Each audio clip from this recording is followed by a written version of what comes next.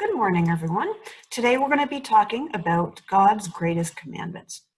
We're going to read about the event that took place. It was the very last week of Jesus' life, the temple, and there was a question put to him. And the question was, which commandment, the law, which of the 10 commandments is the greatest? Now, a little quiz for you. Do you know what that was? What he answered? Well, we will read from Matthew 22:34 to find out. If you've got your Bibles with you, it's probably, we're going to be referring to them in these lessons these days. You bring it along when you watch the video, and you can read along with me, so you can actually read the words. Instead of just listening, it might be better to absorb them that way. All right, here we are. When the Pharisees heard that Jesus had left the Sadducees speechless, they met together. One of them, a legal expert, tested him. "Teacher, which is the greatest commandment in the law?" He replied, "You must love the Lord your God with all your heart, with all your being, and with all your mind. This is the first and greatest commandment. And the second is like it. You must love your neighbor as you love yourself. All the law and the prophets depend on these two commandments." Let me read his reply again. "You must love your Lord, your God, with all your heart, with all your being, and all your mind. This is the first and greatest commandment. And the second is like it. You must love your neighbor as you love yourself." Now, I'm going to go to a couple of other passages. So, start with Leviticus 19:18, which says, "You must not take revenge nor hold a grudge against any of your people. Instead, you must love your neighbors as yourself. I am the Lord." Sound familiar? And in Deuteronomy 6:5, "Love the Lord your God with all your heart, all your being, and all your strength." Once again, sounds familiar, right? So Jesus wasn't saying anything entirely new when he answered this question about which commandment is the greatest. Maybe he had memorized these verses as a child, or he was using the, or heard this thought before. He was using the wisdom of his people of God, but he put it together in a new way that made its meaning clearer. Jesus' words summarized the commandments, and these words have become to be known as the Great Commandment. So we're going to do a little activity. Part 1 we're going to do now, and then part 2 we will do at the completion video. So what I want you to do is we're going to do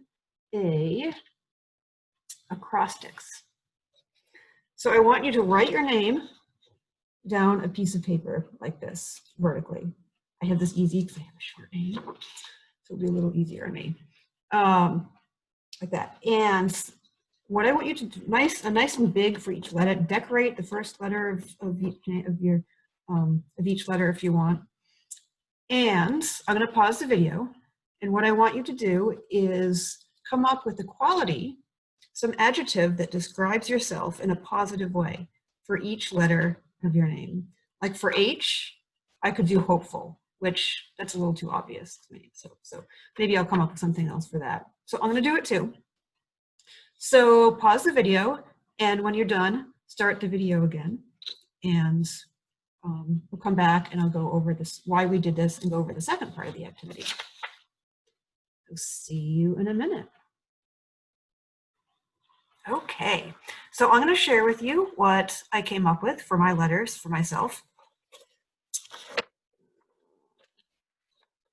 To get it so you can see, it's always difficult. There we are. So honorable for H, trustworthy, and I'm true to myself and true to others. Optimistic, tend to see things in a good light and always hope for the best. Passionate, I care about the things that I do. And eccentric, which if you don't know the word eccentric, it means little bit different, a little bit off to the, does things a little bit differently.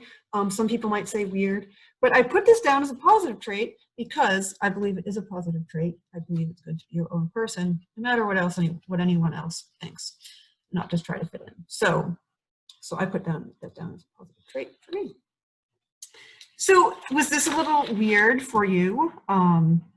Does it feel uncomfortable to like come up with, describe yourself, like compliment yourself, right? That's what you basically were doing. Maybe not. Maybe you felt a little embarrassed. Hopefully you shared it with, you're working on it with someone else, and maybe you shared it with them. And it might seem, it might sort of feel like you're bragging a little bit, right? But it's not. It's good to acknowledge what is the good qualities that you have. And in order to be a good friend to others and to be able to help other people, we have to feel good about ourselves. And there's psychologists that studied this, so this is something that is scientifically proved. And so if we want to be good to others, we have to be good to ourselves, right? And I saw something recently, it said, oh, this person said, or I was hiking and I was giving myself a hard time, and I was saying bad things about myself in my head, and I thought, you know, if my friend were with me, my friend would never say those things about me. So why am I telling myself these things to myself that aren't positive? So it's really important to be kind to yourself, and that will help you be kind to others. And this is what Jesus taught too, that it's hard to love others if you don't love yourself first. So for the second part of this activity, it's the same thing. I want you to write down a name, but this time I want it to be the same name of someone you know. So a family member or a friend.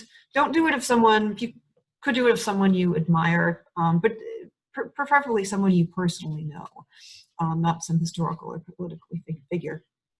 So someone in your family or a friend of yours, and then you can share it with them. So write down their name and do the same thing. Write down an adjective for each letter of their name that is something that you admire about them, and then share it with them, because that would be a nice thing to do.